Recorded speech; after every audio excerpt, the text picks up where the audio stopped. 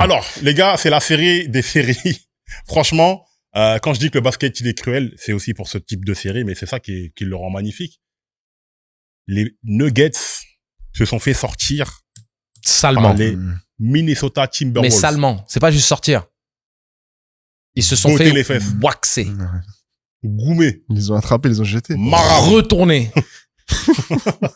Non, mais Moins sérieusement. C'était sale. Ouais, non, c'est chaud. Parce que, en fait, pour moi, hein, j'appelle à la faute professionnelle dans le sens où vous êtes les Denver Nuggets avec Jokic. Non, mais vous mettez un Teletubby en coach. Non, Arrêtez, ça, les on va amis.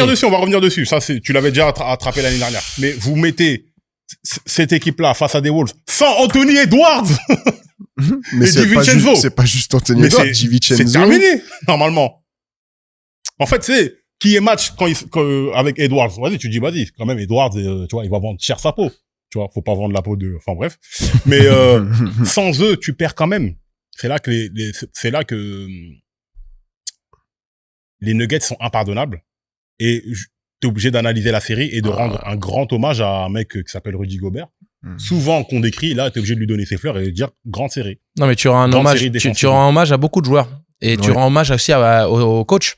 Parce que Finch, il a été dans la capacité aussi de se remettre en question, d'analyser les choix qui avaient été faits en saison régulière et de s'adapter vis-à-vis des besoins de l'équipe et de la nécessité de trouver des solutions par les absences de DiVincenzo et Edwards. Donc, je vous laisse enchaîner, mais il y a du crédit à donner et on va le faire à l'appel. Déjà, clairement, honte aux Nuggets. Vraiment, honte aux Nuggets. Depuis le début de la saison, on nous bassine en nous disant que voilà, Jokic avant, il était pas très bien entouré. Maintenant, autour de lui, c'est la meilleure équipe qu'il ait jamais eue. Donc, forcément, il va aller au titre. Les gars, moi, j'ai rien vu. J'ai vu ni Jokic, ni les gens qui l'ont entouré. J'ai vu personne. Jamal Murray, j'ai pas compris. Il fait un début de saison exceptionnel. On se dit, wow, incroyable. Mais ça, moi, du coup, moi, je l'avais senti. Je me suis dit, c'est bizarre. D'habitude, une saison régulière, il est pas bon. Il met le petit on-off en playoff. Là, il a fait totalement l'inverse. Début de saison incroyable. pouvez C'est me parler- fini, hein, n'existe Murray. pas. Murray, c'est fini. Non, mais vous pouvez me Normalement, parler... moi, pour moi, il doit faire Ah, exploser non, l'équipe. mais vous Murray, parlez de faut Murray, qu'il- là. On peut parler de Christian Brown? Non, mais, On peut parler... Non, Qui c'est là où le bas baisse. Qui Ouais, qui? Justement. On peut parler de Christian Brown? Il était là, lui. Moi, écoute, la saison passée, dans le Game 5, quand ils sont à +9, ils sortent Westbrook et ils mettent Brown. Westbrook ne rentre plus du match, ils perdent le game. Tu dis, bon, allez, c'est le basket. ouais, allez. Ça m'avait énervé, mais pourquoi pas? Mais là, tu payes le mec, tu le payes grassement, tu investis donc sur lui. Le mec est dans le 5 de départ. Ça fait pareil, il fait partie des cadres maintenant. Il fait partie des mecs qui sont supposés guider l'équipe vers la terre promise de titre, vers ce que tu veux. 3 points en 27 minutes. Non, vas-y, non, je suis irrité. Non, c'est chaud, dégueulasse. c'est chaud. Non, C'est je suis chaud. irrité. Un Christian C'est Brown, chaud. c'était horrible. Non, c'est... Clairement, l'équipe doit truc. Là- Et je suis désolé. Jalen McDaniels, il a dit à tout le monde. Hein. Gars. Il a cité les noms de tout le monde en regardant bien la caméra. All bad defenders, c'est tous des mauvais défenseurs. Jokic, Can't guard me! Gordon, tout ça, tous des mauvais défenseurs. Et ça, Le normalement, vilain. le sursaut d'orgueil, il est où? Parce que, je suis désolé, Jokic, défense, bon, inexistante, comme d'habitude, mais là, ça commence même à remettre ton positionnement dans le classement des pivots, parce que tous les pivots, il y a une espèce de dimension un peu défensive, ne serait-ce que de présence, de taille, etc., qui n'existe pas chez lui. Là, ça se voit, et les mecs te disent clairement qu'ils vont te targeter, et t'arrives pas à avoir la pleine puissance, enfin, la pleine mesure de ton C'est talent même plus face à targeté, là. Gobert. Ils les ont tarchetés. C'est des tarchas, Ouais, c'est même c'est- plus des c'est- targets, c'est là. Mais en fait, ouais, pour finir clairement sur Denver, Jokic aussi, si tu regardes ses stats et que t'as pas regardé les matchs, tu te dis ça va, il a fait une bonne série. Mais sur le match, les attitudes, il est inexistant. Le mec, il est tout rouge au bout de la fin du 3e quart-temps, il en peut plus. 4e quart-temps, il fait plus rien. Non, franchement, cette équipe-là, la manière dans laquelle ils sont sortis, elle peut pas rester dans cet état. Là, faut tout faire péter. Comme t'as dit, je pense que ça peut passer par Jamal Murray, mais d'abord par le coach, David Adelman. Ah, mais Comme t'as dit, c'est il un aurait jamais Teletubby. dû être Qu'est-ce là qu'il déjà, fait là normalement. Il aurait jamais dû Les être là. gars, Dès qu'il quand j'ai arrivait, vu- Angelo, quand j'ai il vu- était devenu fou. Et Il quand disait, j'ai ouais, vu Teletubby nominé, là... Et même, non, mais même, Non. Excusez-moi, c'est pas un délit de faciès, mais il a une tête de Teletubby, faut arrêter. Non. pas le physique, pas le physique. Non, moi, la question, déjà, Mike Malone, pourquoi il est parti? On n'a jamais eu d'explication de pourquoi ils l'ont viré. Jokic qu'on voulait plus. Bah oui, mais il préfère. Je sais pas si c'est Jokic ou les autres, hein, parce que tu sais, à un moment donné, je pense que Jokic et Malone ont une vraie relation, mais une relation personnelle. C'est-à-dire que le mec, il est venu chez Jokic. Ce genre de gestes et ce genre d'interaction, elle est pas anodine. Surtout avec des mecs comme Jokic. Encore aux États-Unis, peut-être que les gars, ils jouent ce rôle tu sais,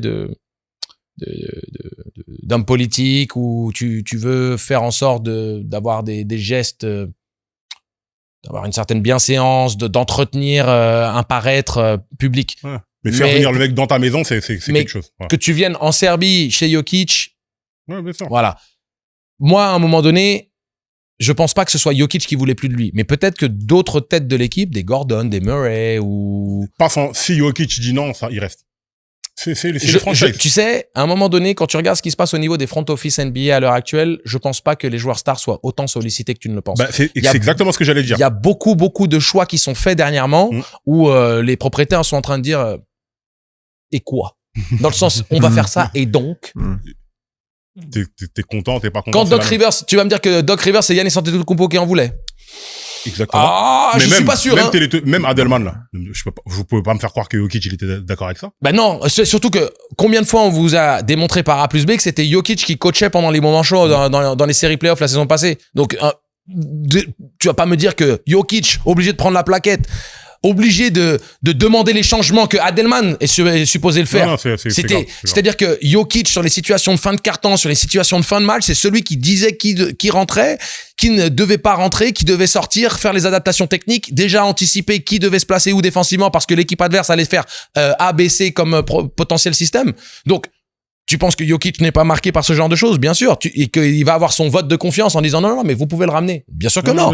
Bien sûr que non. Donc, Adelman, il a été voté, entre guillemets, il a été positionné là à contre-cœur. C'est comme quand Malone se fait virer des Sacramento Kings. Tu penses que c'est DeMarcus Cousins qui voulait que Malone saute? Non, DeMarcus Cousins s'est senti trahi le moment où ils ont fait sauter. Il y a les nouveaux propriétaires qui sont arrivés du côté de Sacramento et ils ont fait sauter Malone. Revenons sur Jokic et sa série, là. Parce que je suis désolé. Le mec, il est dans son prime. Faire ça, là, à son âge, c'est criminel. Non, mais... Si c'est LeBron ou ce truc, on hurle. Dans ton prime, faire ça, sortir au premier tour avec les forces en présence, on dit que t'as la meilleure équipe, et te faire taffer comme ça par Gobert et te faire targeter par l'équipe adverse, ils te le disent et tu fais rien, je suis désolé. C'est une faute professionnelle. Non, mais t'as Gordon qui ne joue pas et t'as Brown qui se trouve complètement. Je pense qu'on met trop la responsabilité sur Jokic. Oui. Bah, c'est le chef de l'équipe. Excusez-moi, attention. Donc ça veut dire que si LeBron James perd, ça va être que LeBron James? Non, on peut aussi prendre en contexte le fait qu'il y avait pas dans le cas d'Doncic. Non mais regarde, quand on parle de 2011, on parle de LeBron James et on lui enlève son statut de mais il y a une différence. Mais il y a une différence quand tu tournes à 16 points par match en finale NBA ou quand tu te fais détruire par JJ Barea ou Jason Terry, d'accord. Mais là, tu t'es fait détruire par Jason McDaniel ou Gobert. En fait, le truc c'est que il s'est pas fait détruire. En fait, son impact c'est ingrat. On vous a trop habitué au caviar. En fait, c'est ça aussi la responsabilité de quand t'es une superstar. Un mec qui fait 28, 9 et 10, ouais, mais il a été nul. Regarde, c'est pas bien ce que tu fais. On a vu les matchs, on a dit qu'il faut pas regarder les stats parce que quand tu regardes les stats, tu dis ça va. Mais dans le match, on a vu que c'était pas bon.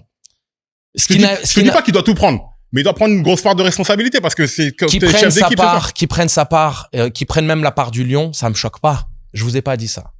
Bien entendu qu'il aurait pu être plus fort, mais je pense quand même qu'il y a pas une équipe. D'ailleurs, la preuve en est. Les Wolves ont gagné en équipe. Il y a eu des joueurs qui ont surperformé et t'as eu des performances combinées les unes aux autres qui ont permis à ce que les Wolves tiennent la baraque malgré les absences de DiVincenzo et d'Edwards. Avec des mecs le problème, c'est que t'as pas eu ça en retour du côté des Nuggets.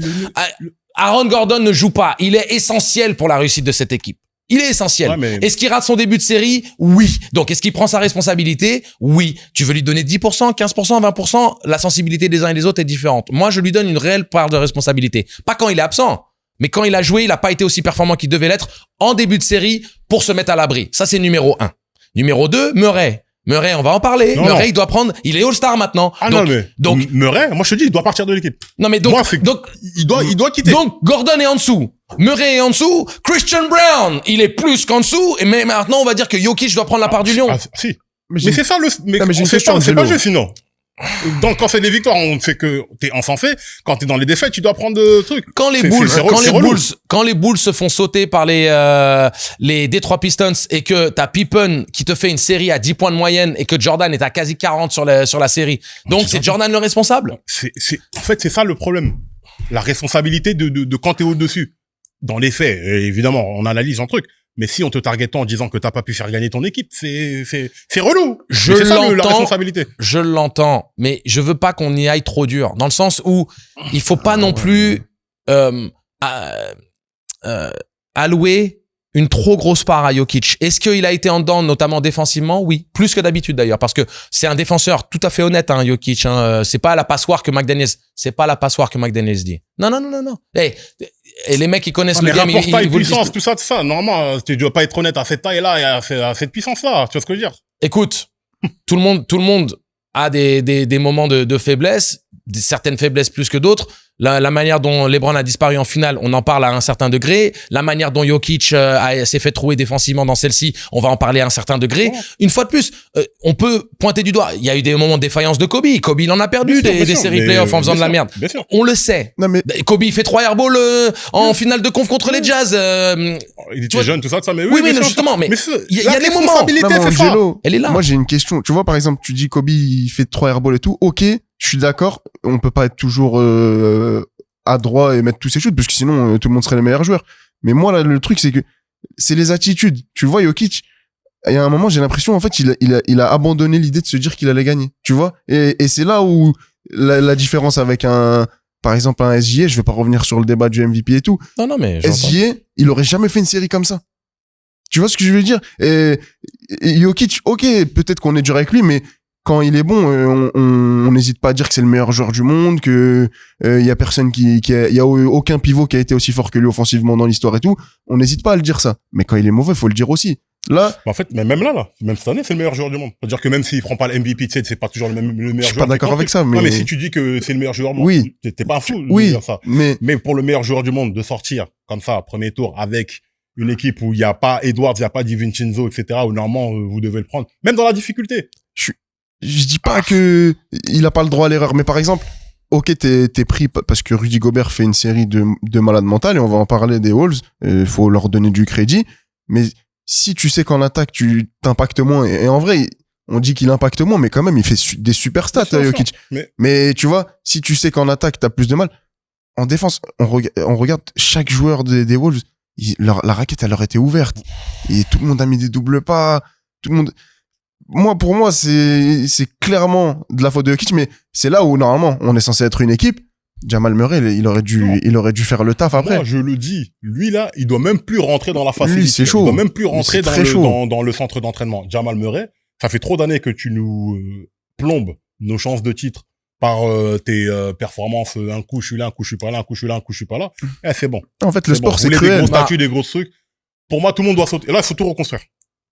Moi, je suis juste en désaccord sur la réelle part de responsabilité que vous donnez à Jokic. Je pense qu'il a porté son équipe toute la saison, qu'il l'a fait également en playoff et que le supporting cast de qualité qui était supposé briller par l'impact de Jokic, qui met en confiance les coéquipiers, qui distribue les bons ballons, qui permet à des joueurs de briller, t'as eu une faillite des 3 joueurs supposés assurer le boulot. Christian Brown, il a été nul. Et je le dis avec insistance. Murray a mangé la feuille comme un salopard et Gordon a raté son début de série et derrière il est blessé. Je suis désolé. Oh, mais c'est à qui qu'on parle en interview à la fin des matchs, à la fin de la série? C'est à Nikola Jokic. C'est le chef de l'équipe. C'est lui l'image de l'équipe. Moi, regarde le Real, ils ont fait une mauvaise saison. Mbappé, il a mis 50 buts. C'est lui qu'on attrape, hein. Ouais, mais Mbappé, il y a un autre truc. C'est que, on peut parler des stats vides. On peut parler du gars qui fait pas les efforts pour défendre. On fait parler tu vois, il y a plein une seconde. Donc, vous me dites, non, une seconde. Parce que là, attention, les mots que j'utilise, je les utilise je les utilise sciemment. Oui. Là, il y a une différence entre Mbappé en défense et Jokic en défense. Attention, si tu essaies de me dire que Mbappé fait la moitié des efforts que Jokic fait, là, on va avoir une conversation qui va tourner. C'est pas un défenseur. Mbappé, sur son boulot qui lui est demandé de mettre des buts, il en a mis 60. On est Maintenant, entièrement là, d'accord. On prend, mais les malgré grandes tes 60 équipes, buts, on prend la défaillance globale et on te la met sur le dos. les grandes équipes et le foot, c'est une comparaison un petit peu aléatoire par moment parce que les aboutissants des deux sports sont parfois différents. Dans le sens où ce qui est demandé à un basketteur et à un footballeur n'est pas la même chose. Pareil, Tu peux bien être sûr. exceptionnel dans ton rôle parce que t'es un point, je veux pas dire un pointeur, c'est bizarre, mais t'es en pointe. Mais je me suis repris tout seul, mais voilà, t'es en pointe et ça va être un blooper magique celui-là.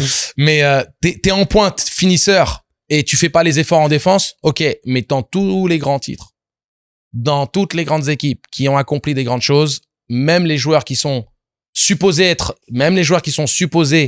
être en pointe de l'attaque et finisseur font un minimum d'efforts. Et parfois, ce qu'on Bien le sûr. reproche à Mbappé, c'est que Mbappé, lui, Ouais, quand mais- t'as un mec comme Enrique qui essaie de te mettre la Ouais. tête à l'endroit, Oui, mais quand- après ça, c'est parce que le foot, il a évolué, etc., etc. Il y a des mecs, Peut-être, Messi a peut-être. jamais défendu, bon, tu vois ce que je veux dire. Mais, Donc, ouais, mais Messi a peut-être jamais défendu, mais Messi faisait quand même des efforts Ouais, pour mais le mec, venir en il a mis soutien. 60 buts.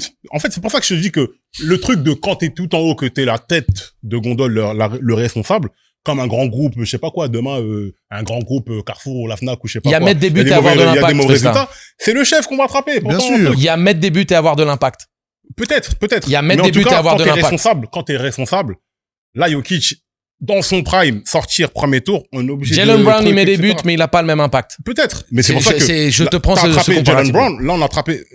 vous voulez la responsabilité? Ça va avec le yin et le yang, ça va avec Ah, les bien deux. sûr. Et malheureusement, là, c'est tombé. Il a pas été Jokic. irréprochable, mais il a pas été catastrophique, les mecs. Vous le décrivez mais comme en fait- étant Non, catastrophique. mais par rapport aux Mais on standards te dit auxquels juste il qu'il nous a a pas habitués, fait moi, c'est gagner, ça que je il te a pas parle. su faire gagner son équipe et il a pas sorti, il s'est pas Mais quand transcendé. t'as Murray à 4 sur 17, Oui, mais- quand t'as ah, mais Brown c'est à clair, 3 oui, points mais- en 28 minutes, je veux Oui, dire, mais- qu'est-ce que... Oui, mais en face, il y a pas 4. Il y a pas Edwards, il y a pas DiVincenzo. C'est-à-dire que même là, ça devrait, en fait, c'est juste, parce que s'il y a les autres en face, je me dis, OK, ils pouvaient pas, en face, il y avait une armada offensive. Mais le fait qu'en face, il n'y ait pas ces mecs-là, et que même malgré ça, que t'arrives pas à... Moi, c'est, Non, mais encore surtout, une fois, Jokic reste Jokic. Là, il s'est troué. Une carrière, c'est aussi ça. C'est aussi fait de haut, de bas, tu vois. Mais Faut qu'on sorte des carrières parfaites. Même Jordan, il s'est fait sortir en playoff, etc. Ça non, arrive. mais le sport, c'est cruel. C'est-à-dire, t'es bon. On dit que t'es le meilleur, t'es pas bon. T'es le plus nul. Là, moi, personnellement, ce qui m'a marqué, comme je t'ai dit, c'est l'attitude de Jokic. Et ça, depuis le début de la saison, il est comme ça. Souvent, il s'énerve, il s'épuise vite, il est frustré. C'est vrai qu'il est très, très nerveux, là. Tu vois? Et là, Mais- moi, j'ai l'impression que mais- l'action ouais. où il met le plus d'intensité, bah, c'est quand Jaden McDaniels, il met un double par la fin, tu vois? C'est ça, moi, qui m'a un peu, C'est pas qui faux. m'a un peu énervé. J'accepte. Après, il y a des fois, il y a des Ouais. trucs. Mais c'est ça aussi le sport. Des fois, il y a des mecs qui traversent des trucs dans leur vie, ils sont plus nerveux, etc., etc. On a vu avec Doncic, avec son divorce, qui le rend ouf, etc. Mm. Il y a, tu sais, des blessures nerveuses, des trucs où t'es tellement dans tes pensées. Moi, je pense Après, que c'est- Jokic c'est- se c'est sent la trahi. Moi, c'est mon ressenti. Je Peut-être. pense qu'il se sent trahi. Complètement. Mais on est complètement d'accord avec lui. Je pense qu'il Moi, se je te sent dis, il y a trahi des- et il y a par des le, mecs là qui doivent sauter. et par son supporting cast et par l'équipe technique. Ça va être intéressant de voir s'il va signer la prolongation. Mais moi, je te le dis. Moi, je crois que il y a un monde dans lequel Jokic, Doncic vont jouer ensemble. Je sais pas si c'est je sais pas si c'est à Denver. Je ne pense pas. Moi, je pense qu'au bout d'un moment, il va dire vous moquez de moi. Salut. Et il faut qu'il parte au bon moment, comme Yanis aurait dû partir au bon moment, comme Mbappé aurait dû partir au bon moment, etc. Il y a un moment où il faut partir après des Mais échecs Yanis, comme ça. il est encore dans le bon timing, là. Non, mais genre cette année, il faut qu'il parte. Faut pas qu'il fasse une saison de plus. Moi, là où je te rejoins, Angelo, c'est que quand tu dis le truc de responsabilité et tout, autour de lui, quand tu vois que là, par exemple, Jokic, il a été ultra bien défendu par Gobert, les autres, ils sont censés faire les efforts, sont censés venir l'aider. Bah. Murray, il est censé devenir une menace pour que les gens viennent en aide pour défendre sur Murray. Non, mais c'est- Là, ça a pas été Eh le ben, cas. transition rêvée. Parlons un petit peu des mecs qui ont step up du côté des Wolves. Il a du métier, il a du métier. Ah, Bah ouais, parlons de ces mecs-là. clairement, McDaniels. De Sunwoo. Ouais, exactement. Incroyable. Qui a Bien été- prononcé, bien prononcé. Ouais, tu sais, les Nigériens, t'inquiète, on connaît. Terrence Shannon Jr. Bien sûr. Ouais. Incroyable, le rookie. Et c'est là où Finch, il a été bon, parce qu'en interview, il a dit, on l'a mis dans le corner toute l'année, mais c'est balle en main, plein centre qu'on doit le mettre, le gars. Et j'apprécie beaucoup, parce que Finch, on parle souvent de lui comme étant un des vrais bons coachs de la ligue, et on sait qu'il a cette relation pas chien-chat avec Anthony Edwards, mais parce qu'Anthony Edwards, il est chien-chat avec n'importe qui, mais Finch qui est un gars rigoureux, qui est un gars j'ai envie de dire, où la discipline dans le jeu reste un élément important pour lui.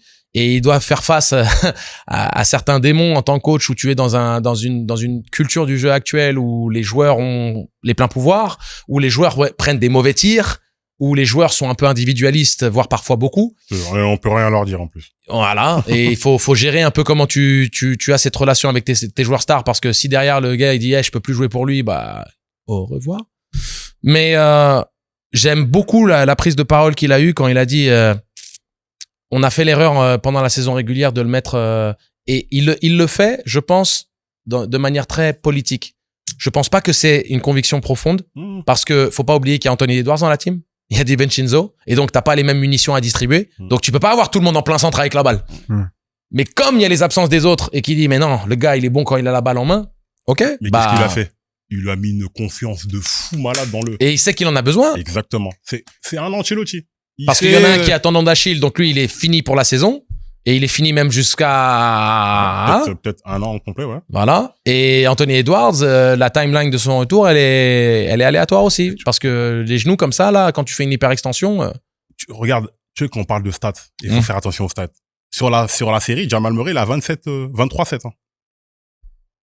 C'est un truc de ouf. Comme en vérité, les stats, ça veut rien dire des fois. C'est incroyable. Quand tu les décontextualises.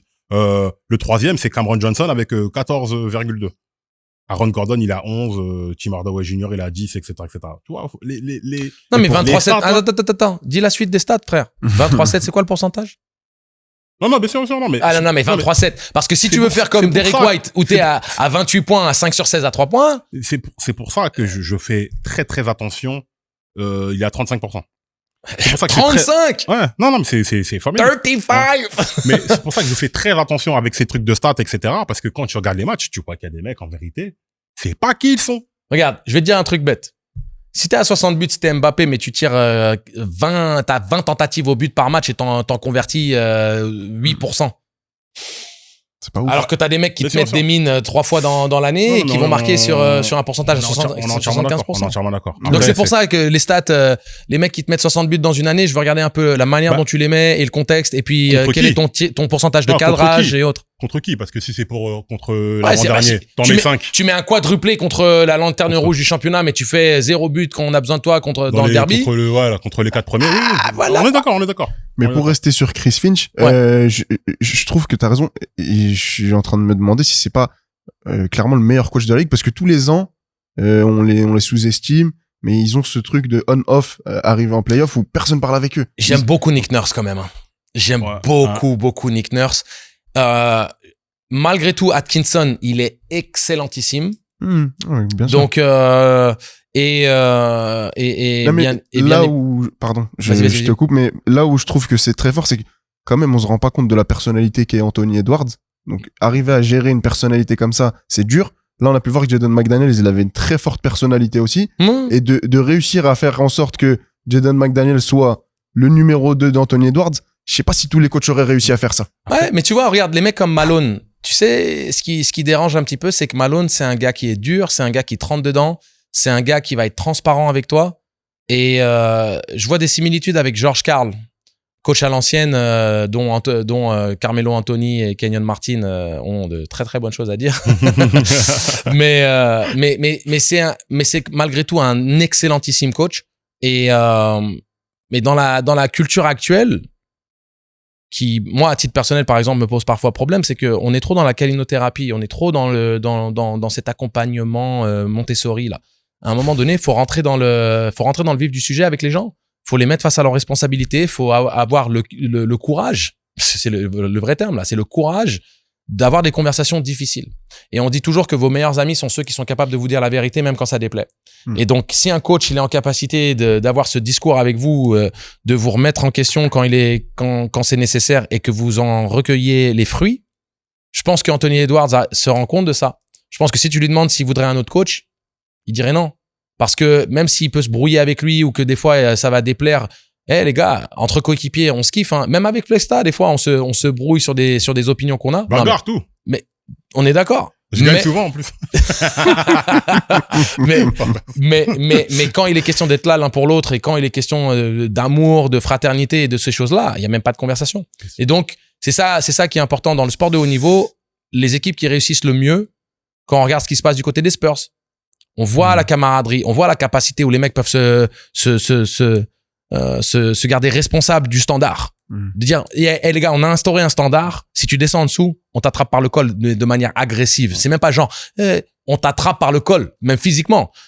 On parle du basket des années 90, du basket des années 2000. Combien de fois il y a eu des bagarres dans les vestiaires, il y a eu des bagarres aux entraînements, et les mecs derrière, c'est comme ça. Exactement. On parle des Knicks de la grande époque de Patrick Ewing, Anthony Mason, Xavier McDaniel, les mêmes Knicks qui ont emmené les Bulls de la grande époque au match 7. Leur alchimie s'est créée comment? Deux mecs qui se regardaient là du coin de l'œil à l'entraînement, à un moment donné ça a explosé, Pat Riley a dit laissez-les. Derrière, le respect a été instauré au sein du vestiaire.